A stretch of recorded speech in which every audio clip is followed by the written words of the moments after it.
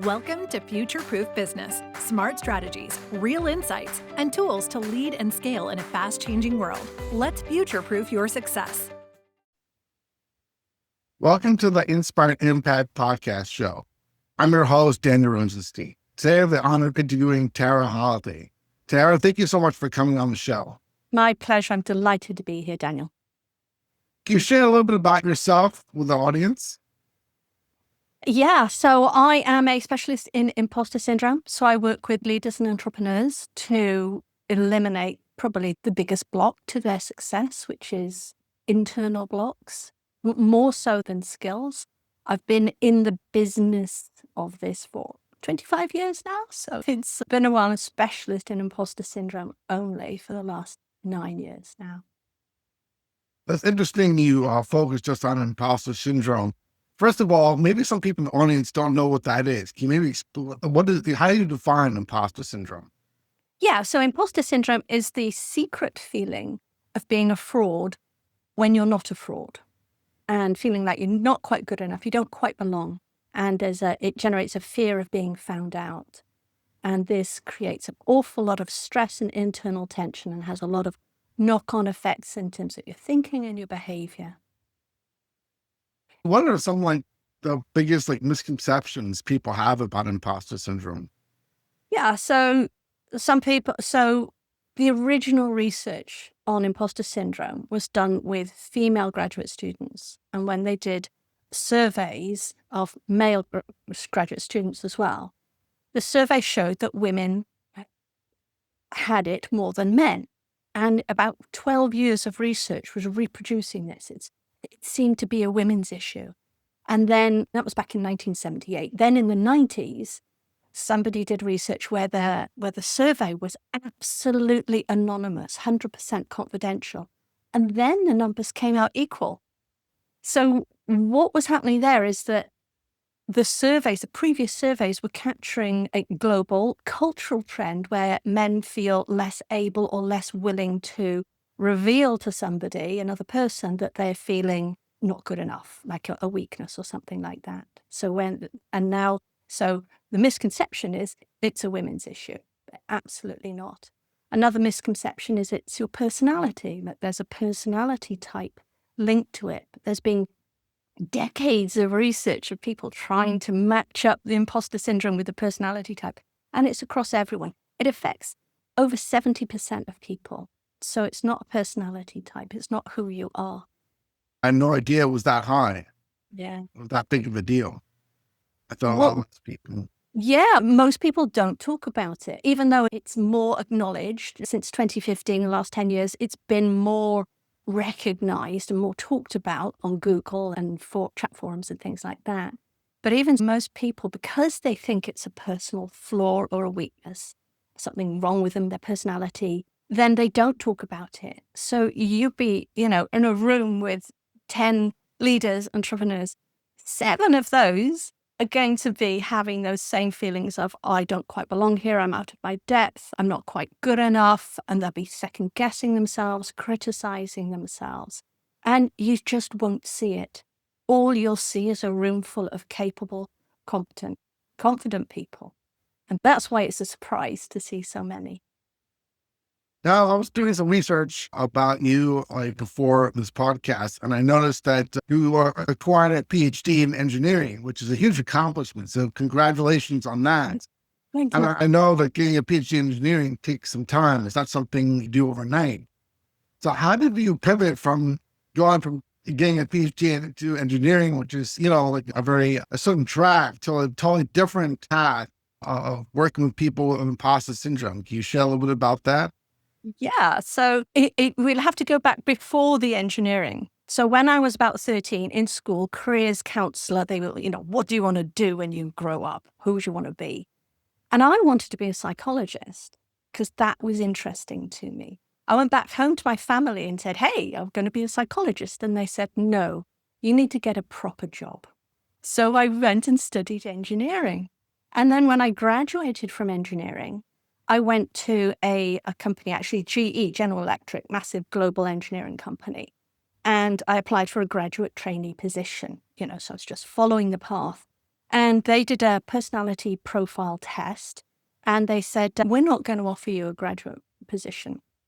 They said, your profile is similar to our top level leaders. So instead, we'd like to offer you a fast track management position.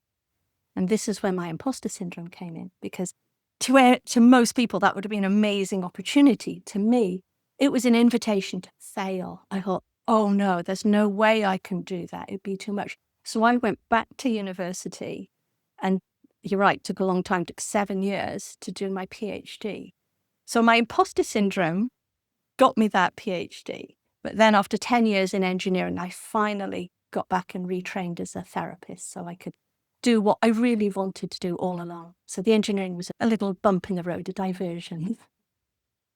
Oh, that's really amazing. But you're very lucky that you were able to do that, to switch to something you like. 'Cause there's a lot of people that don't like their jobs or careers, or feel confused about what they really want to do in life. You know, Daniel, that was really hard for me, actually, because by the time I was, 10 years into my engineering career I was a director, I had a PhD, and I was being paid very nicely. Thank you very much. And to leave that was really hard. Just to leave the security, the regular income, the amount of the income, and to step away from all of that. So that was probably the biggest risk I've taken in my career, but I absolutely love it. So I'm delighted to have done it. That's wonderful. You're doing something you love. And it's just before, a lot of people are not that lucky. Yeah. So can you ever share with us, what is the difference between imposter syndrome and having low self-esteem, or is it kind of tied together? Is it really the same thing?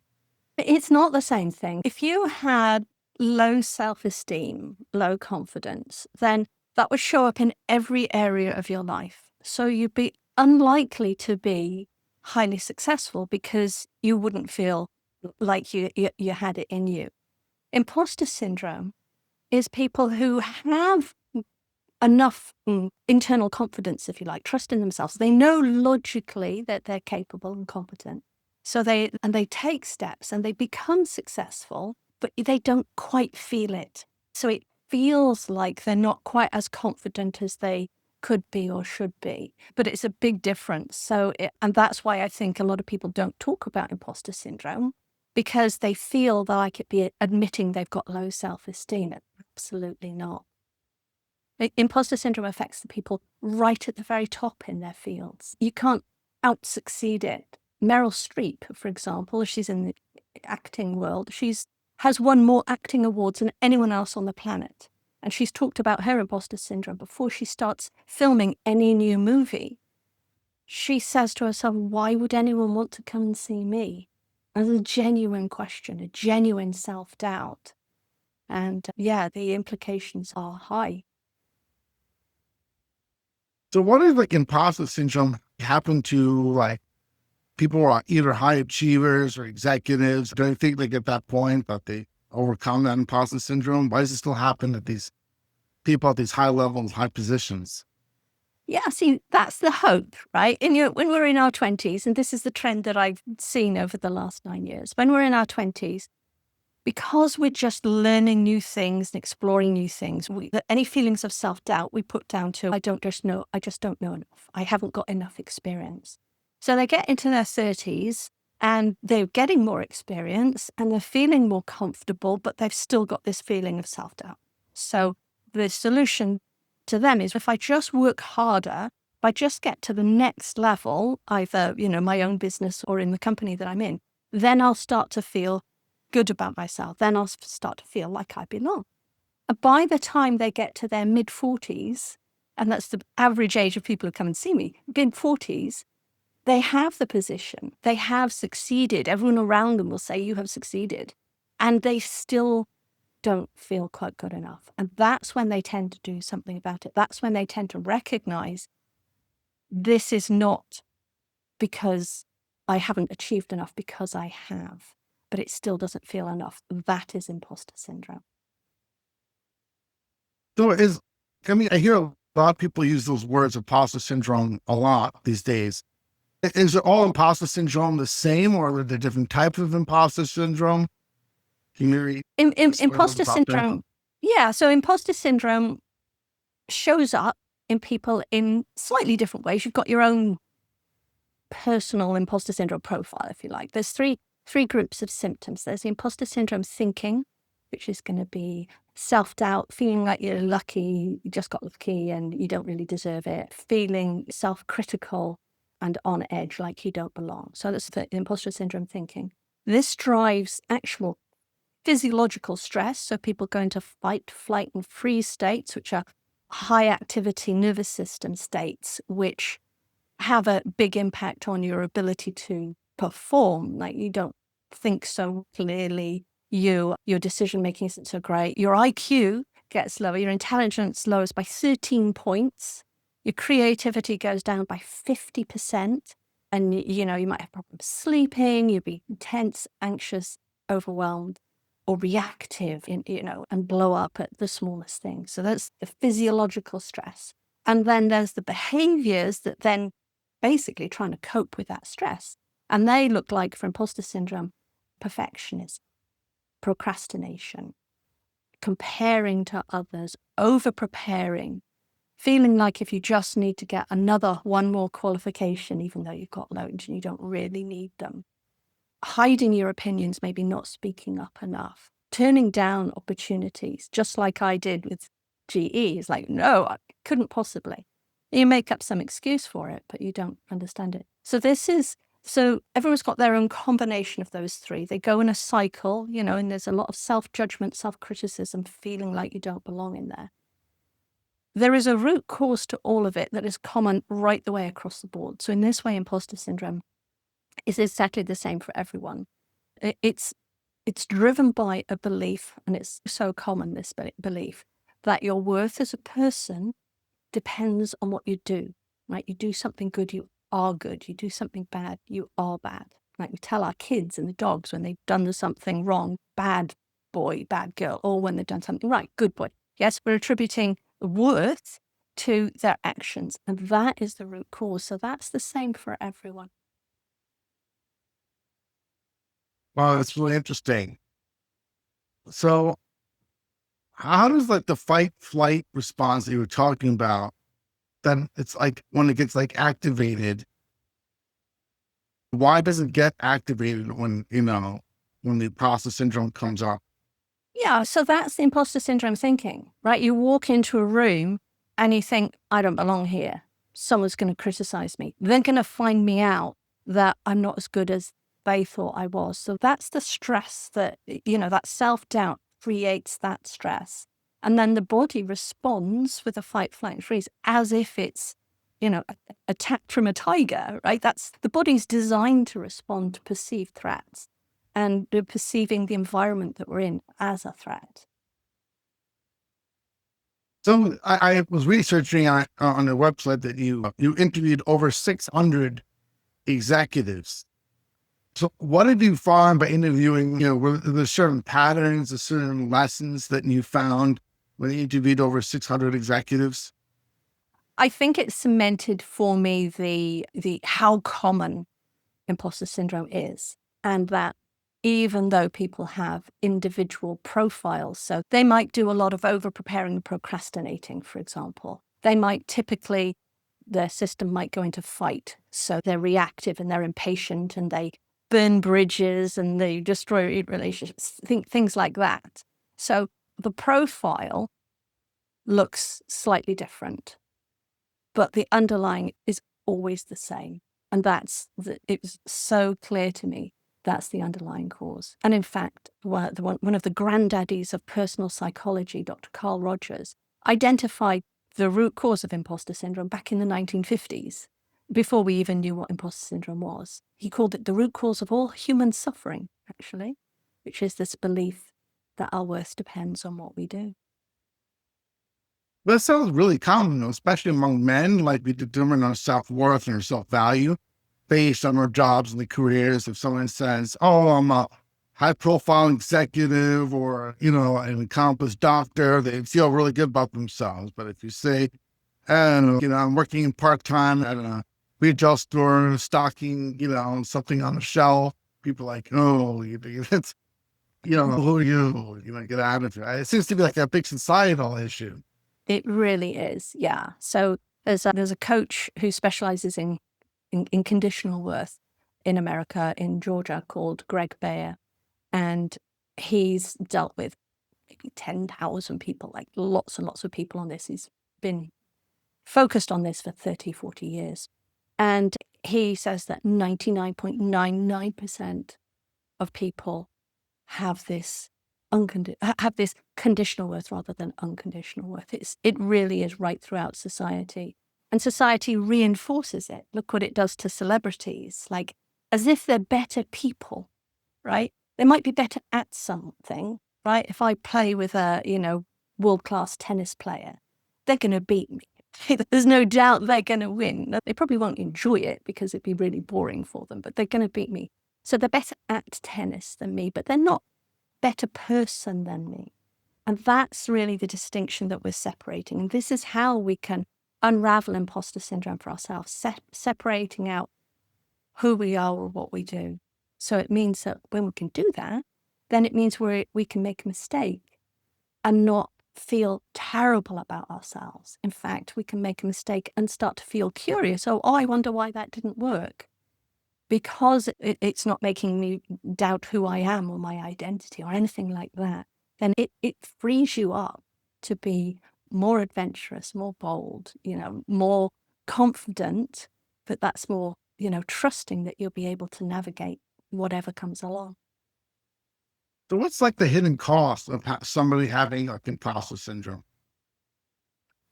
So the cost of the thoughts there's a lot of negative thoughts, and it's like a nagging voice in your ear.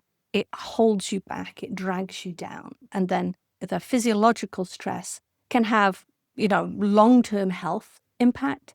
It can lead to burnout, which is linked to imposter syndrome. And then all of the behaviors, the procrastination, the over-preparing, the hiding your opinion, all of those lower your performance, right? They make you work longer, work harder than you need to, do more, or they hold you back. You're not so visible. You don't want to be so visible because you're worried about criticism. So you're less visible. So I see people like entrepreneurs, some clients I've worked with, they hate networking, right? Because they really feel on the spot and they're talking about, not business, they're just talking rubbish as far as they say. They don't like networking. And then after they've got rid of the imposter syndrome, they love networking. I love that, having that conversation, that connection, and feeling comfortable in a larger room. People were procrastinating, which means that, they either miss deadlines or they work overnight and exhaust themselves to meet a deadline. And then they start pacing themselves.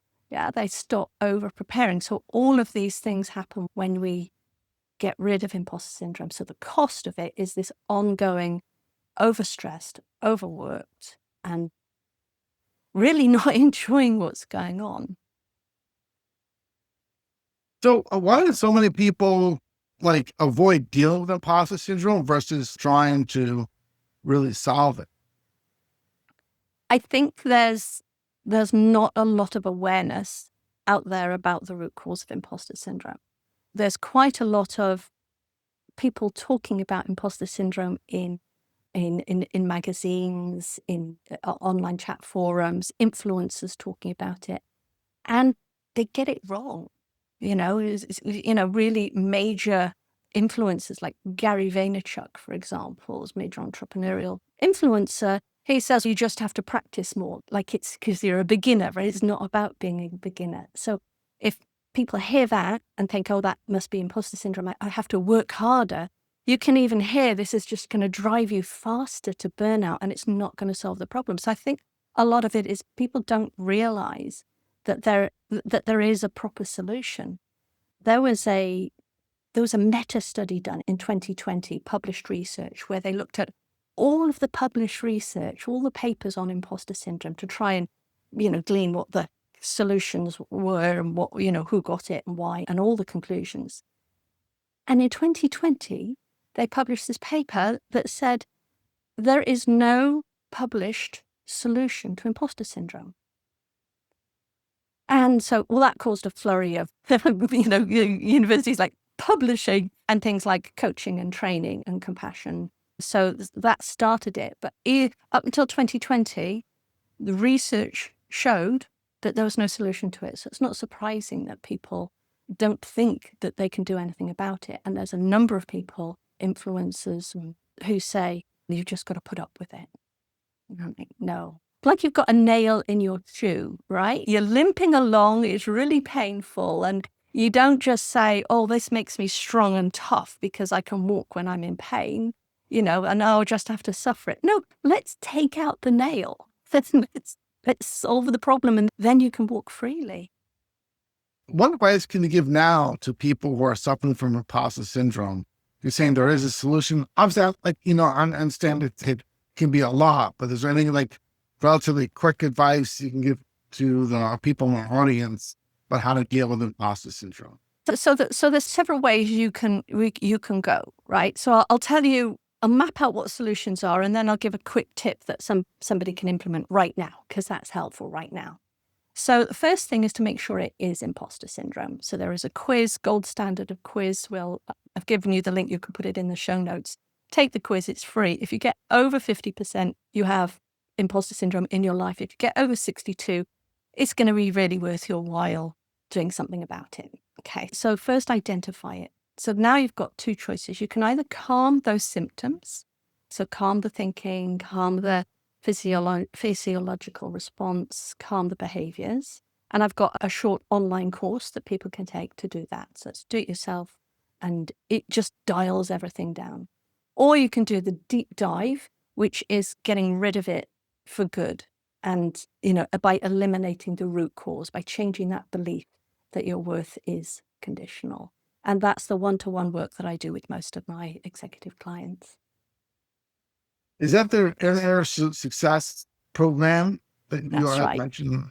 Yeah, that's the Inner Success Program. And I talk about it, I describe the program in depth in my book, Outsmart Imposter Syndrome. So if somebody wanted a quick peek into that, that's sold wherever books are sold. Yeah, so those are the things to do. So if you're fed up of overwork, overtired, doubting yourself all the time, all of that, then there's your options. You can do the course or work one-to-one. Now, quick tip. So one of the imposter syndrome behaviors is comparing, where you're comparing yourself to all your fabulously successful peers, right? And they all look great. And you're internally not feeling like you quite belong, not feeling like you're quite good enough. And so feeling a bit, isolated in that. What's going on there is you're comparing and you're looking for the differences. Now, your brain is designed to do this, right? Because it's always looking out for danger, right? For example, if you were driving along a road and you saw, there's a whole field of cows and one of them was bright purple, your brain would go, what's that? It would draw your attention straight away because your brain's always checking out for unusual things and differences. So you can't stop comparing. But as soon as you notice yourself comparing yourself to your peers and feeling not good enough, you can deliberately say, okay, how are we the same? Flip it. Look for the similarities. How is that person's experience the same? How are their values the same? What about them is the same, or even our hobbies the same? And the longer list you can make of how you're similar, the more you'll feel like them, the more you'll feel like you belong. So it's a wonderful little exercise. You can do it really fast, and it'll help you feel more included and more belong right away. So that's a great. Earlier, a lot of people talking about this imposter syndrome, a lot of influencers, coaches. So what makes your program different than all this, so like this advice, like you mentioned, like Gary B, who's a marketer, gave advice about imposter syndrome. How is it like your program different than all this other stuff that people are talking about? Yeah. So all the other approaches out there, which is the coaching, the training, and actually there was a research on a self-compassion workshop. They all work on the symptoms, the thinking, the behaviors, the stress, and which is great. And my online course focuses on calming the symptoms as well. But they don't address the root cause. So all of them report between a 20 and 30% improvement in the symptoms, which is good, which is significant. When I get the data for my program, it's a 68% improvement in the symptoms. It's gone from an 8.3 to a 2.8 out of 10 in terms of stress levels. It's right down there. Very calm under pressure, very resilient, all of these things. And that's because we're getting rid of the root cause. We're changing the root cause. And that's the reason it's so much more effective. And that's the reason it's different as well. So what does life look like for people who have overcome imposter syndrome? Yeah, I like to describe it as a quiet week, right? This is how they're often described, right? At the beginning of each session, because it's a one-to-one program that I run with people. It's a very structured 8-step program. And at the end of it, I ask, well, how was your week? And usually people will say, oh, it was quite quiet. Now, bear in mind, these are, top leaders, executives, entrepreneurs, right? They're very busy people. And I'm like, oh, okay, tell me about your week. Oh, I did have that high stakes meeting, but I didn't stress about the presentation ahead of time. Right? Before, it would have kept them awake for 2 days and they would have been procrastinating or over preparing. So there's the difference. And then they'll say, oh, and yeah, there was this discussion. One of my team was struggling with something, but they didn't let it get them stressed. They were calm. They could understand. They were mentoring the people. So it's just this kind of flow. Life kind of flows when you're not stressed in this way. You're not taking things personally.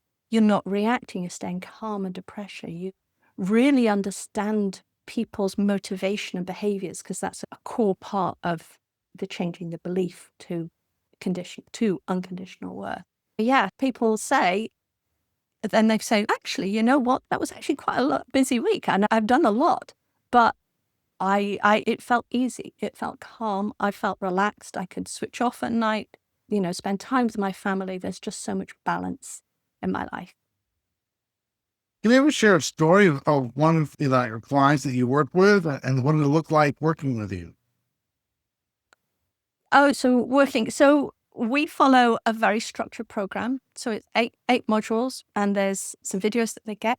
And that talks about not only the subject of that module, but it also talks about the science behind it. So I'm really keen on educating people about the science behind it, why this process is so effective, what's the science and this proof. And I guess that's the benefit of having done that engineering PhD, right? I bring this systematic, science-based thing to something that could be quite nebulous, right? So we go through that. So they watch the videos, there's some exercises to do that week, and then we have a one-to-one session. And what we do is we review what they've learned and what they've experienced, and we put it into the context of their lives. So we're integrating it as we go along, so that it makes it a very personalized, tailor-made program.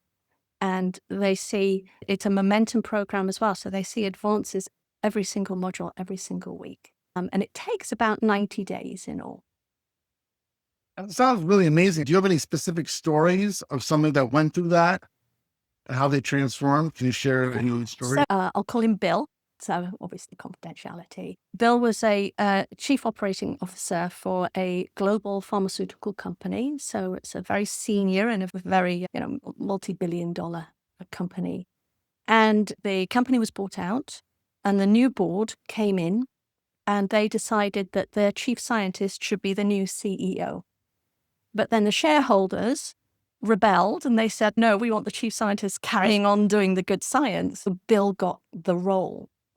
And he felt, this is terrible. I'm second best. I'm their second choice. And all this self-doubt came out. And although he could operate very well, he was functional. When it came to the board meetings, he would really get stressed out. So he would procrastinate in putting his board meeting report together. He would worry about it. He would over-prepare, and he wouldn't sleep for 2 nights before the board meeting. And when he went in, he felt like he was like this naughty schoolboy handing his homework in late. That's how he felt, really out of his depth and not belonging at all. So that was before the program. So as we went through the program, about the middle of the program, he had another board meeting. They're every quarter. And that one was very different. He didn't procrastinate ahead of time. He was very comfortable with his report. He slept the night before. He even had time to prepare a mentor, one of the junior members of the team who was coming in with him so that they're ready for it. He felt very comfortable and walked in feeling like he belonged, which was, just fantastic. Then we get to the end, because it's a 90-day program, we get to the end, he's got another month to go now before his next board meeting. Now Bill's doing something different again. He's calling up the board members individually, like polling them, having discussions, aligning the strategy. So he's taken it from not just I belong and I can do this, but he take it into a true leadership position and a very impactful, powerful position. And all of that is without learning any new techniques. He didn't develop any new other skills except get rid of imposter syndrome. Wow, it's really amazing. Yeah, it's very It's a real exciting. testament to the work you're doing that really works extremely well. Yeah. Who are the type of people that come to you? Are there only like high-level executives? Do you have also, entrepreneurs or, mompreneurs, that type of thing? Yeah, entrepreneurs, executives, leaders in leadership in any role. I've had somebody in a charity, in leadership of a charity, so it's not a for-profit, but it is still a significant leadership role. And I think the reason for that, I'm happy to help anyone, but I think that the people at that level recognize that this is a high level of performance, high level that they're expecting of themselves, and they can feel that they're underperforming compared to what they could do. So even though they're successful and performing really well, they still could do better. And that's what they notice, and they're motivated to do something about it. If it's your own business and you notice that, for example, you're avoiding submitting proposals for big contracts, right? That's hurting your bottom line. And people might go, okay, we want to sort that out. If you notice that you're very reactive in meetings and you're working in a sales capacity, then, arguing with your potential clients isn't going to help at all. So they're motivated to do something about it. In your opinion, what's one thing that like companies can do to create a safer space for, high performers to achieve better and. Yeah, I think one of the things they can do is, actually, I'll suggest two. So one of the things they can do is talk about things like imposter syndrome, right? People feel ashamed because they think it's them. So let's normalize it. This is anything to be ashamed of. This is just a belief that your brain's just got the wrong idea, right? And we need to flip that idea, and then everything will change. And the other thing to do is people talk about psychological safety, which is where the culture allows people to speak up without retribution, humiliation, bullying, or anything like that. So that's a very positive thing. I would say the best thing that a company could do was to try and establish physiological safety, make people aware of when their systems go into fight, flight, and freeze, because that really does disrupt your ability to perform well. And if you can, and there are ways to get yourself calm really quickly. You can work as a group, get yourself all really calm really quickly, take a break and mitigate that. And the more people can not get triggered into fight, flight, freeze, A, the happier they're going to be. B, that it's not going to trigger the imposter syndrome so much. And then C, the company is going to be more productive and more profitable. So what is your ultimate like mission for like leaders, high achievers, executives, and everybody else? Yeah, so I suppose my North Star, what guides me, there's this beautiful Buddhist prayer, which is, may all beings or people be free from suffering. And I see imposter syndrome as completely unnecessary, very significant suffering. So my role in life is to help free people from this unnecessary suffering. I like that a lot. It's really beautiful. So if somebody had any questions about our conversation today or are interested in working with you, what are the best ways they can reach out to you? Yeah, I'm on LinkedIn. So that's where I post much. That's that's where I'm not really much on the rest of social media. But find me on LinkedIn, Tara-Halliday-PhD. And you can check out my book, and there's a bit at the back says how to get in touch with me, or you can go to my website, which is completesuccess.co.uk. Well, Tara, I want to thank you so much for coming on the show today. We're kind of running out of time. Were there any final words you'd like to share with our audience before we wrap up our conversation for today? Yeah, three things. Imposter syndrome is not, you're not alone, and there is something you can do about it. Well, Tara, I want to thank you so much. I personally enjoyed this conversation. And while you were talking, I was thinking in my mind how much of imposter syndrome has really impacted my life. And then it probably is a lot more than I think. And based on what you were saying, the more you were talking, the more I was thinking about it. I was like, hey, this has really impacted my life so much. And I'm sure a lot of other people in the audience probably thought the same thing too. You're really shedding a light on a really important subject that a lot of people don't feel comfortable talking about. Yeah, thank you. And I hope that when people recognize it in themselves, they don't just go, yeah, that's interesting. That's okay, let's do something about it. Let's get rid of it, because you do not need it. Do not need it in your life. It has zero value. Tara, thank you so much for coming on the show. I really enjoyed the conversation. My pleasure. Thanks a lot, Daniel.